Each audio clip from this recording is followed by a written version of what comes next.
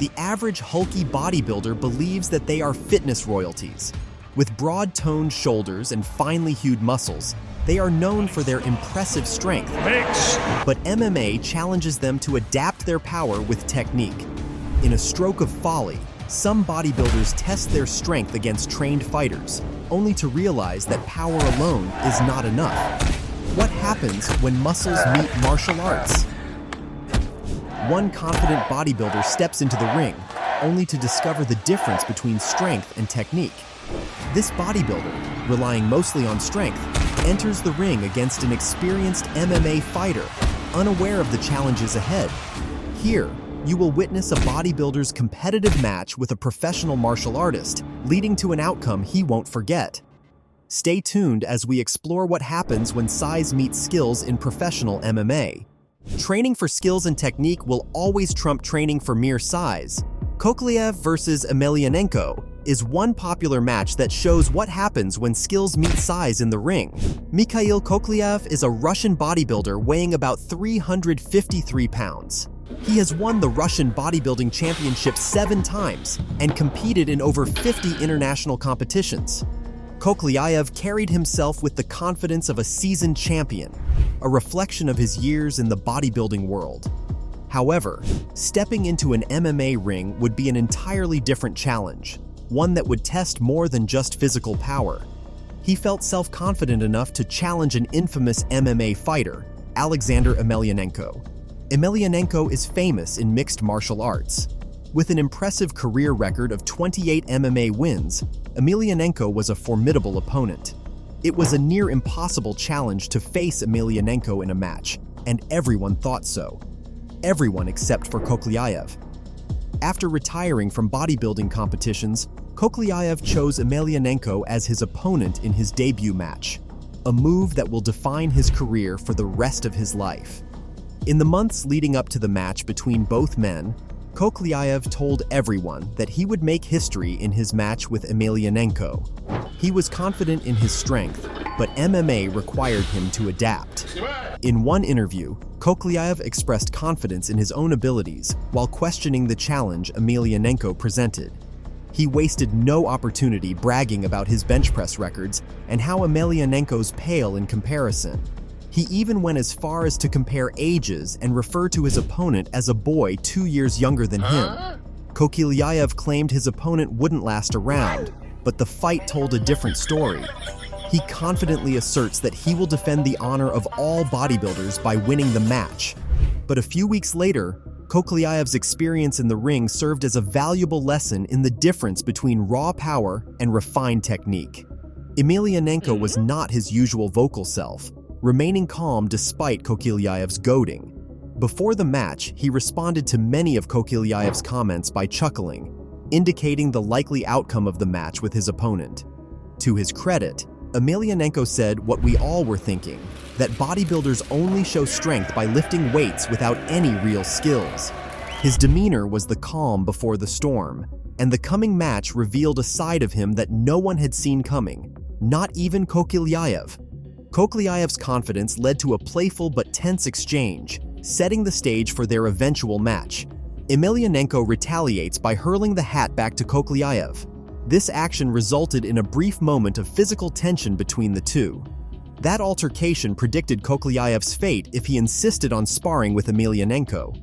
While bodybuilders focus on strength, MMA demands a combination of technique, endurance, and strategy.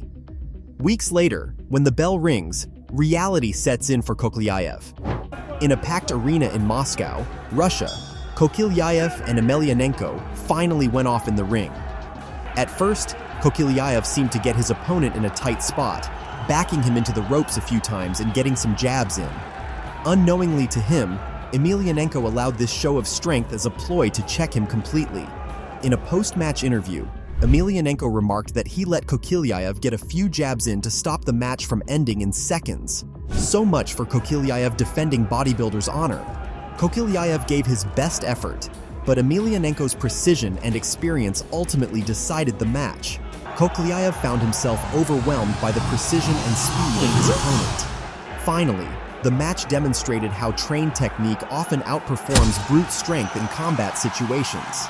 To his credit, Koklyaev did attempt to get up and back into the match, but his body could not keep pace, and Emelianenko was declared victorious in less than 3 minutes. The match was a swift confidence check for Koklyaev.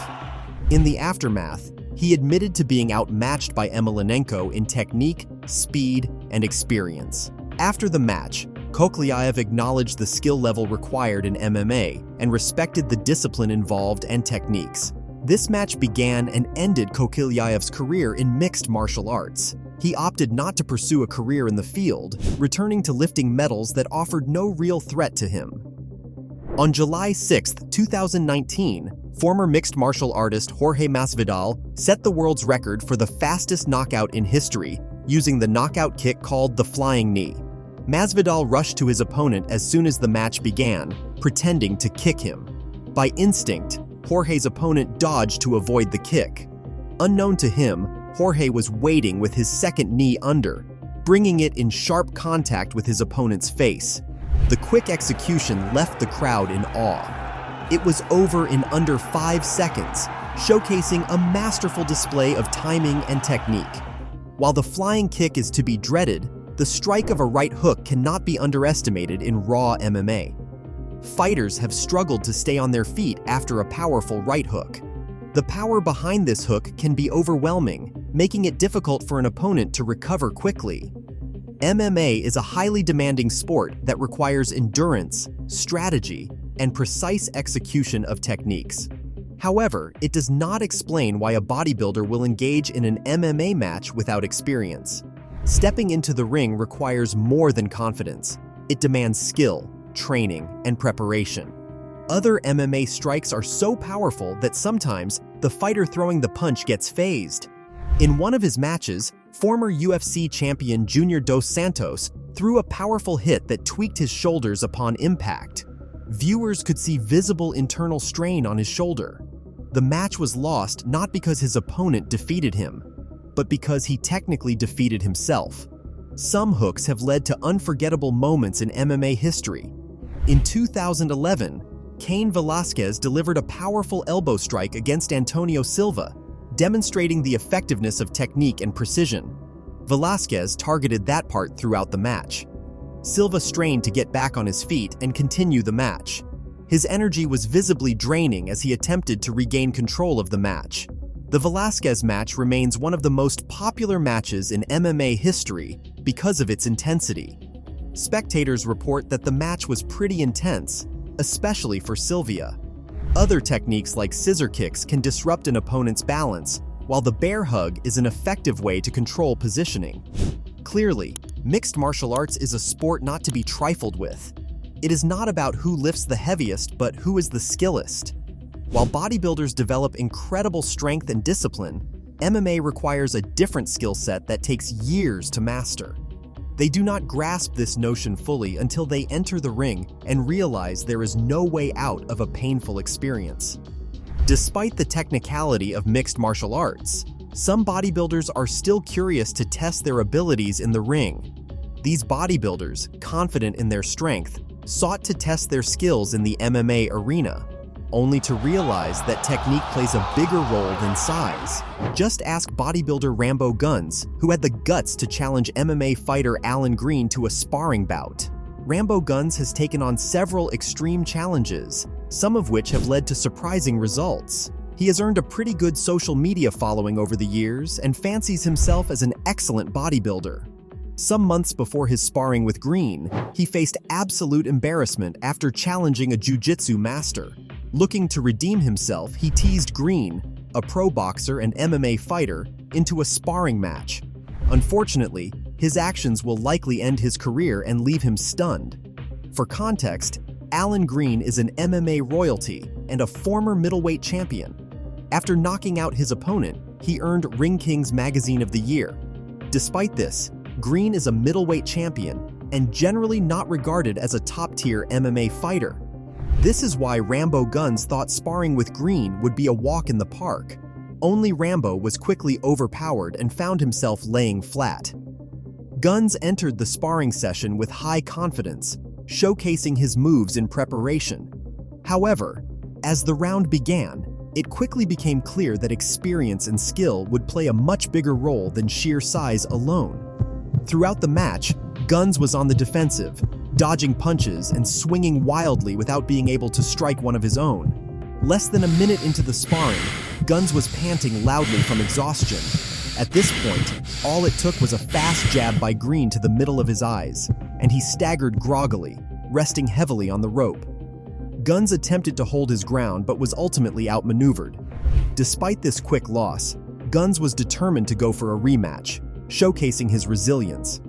Guns, confident in his abilities, pointed out Green's relatively short training period, but the match results spoke for themselves.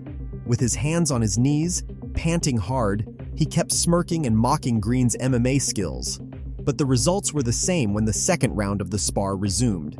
Guns found himself unable to keep up, as Green's experience proved too much for him. It left Guns visibly shaken and struggling to recover. Guns was assisted to his feet and demanded a third round. He was eager to prove himself once again. In the last round, Guns attempted to back Green up the ropes.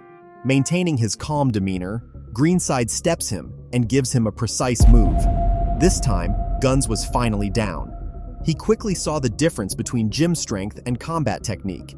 He walked away with some tough lessons and a few bruises. There was no chance Guns was coming back from this. In the aftermath, Guns realized the difficulty of competing against a trained fighter and later reflected on the experience as a learning opportunity. But on the bright side, Guns will not be challenging an MMA fighter to a spar anytime soon. If Rambo Guns' confidence was put to the test, you should see Bradley Martin. Martin has 260 pounds of steel muscle and makes it a point to show it off.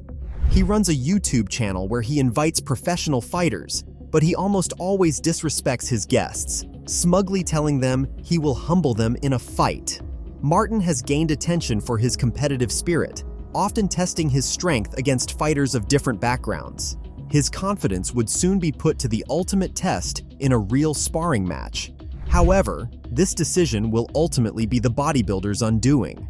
There have been rumors of a possible sparring session between Martin and Logan Paul, though no official footage or confirmation exists.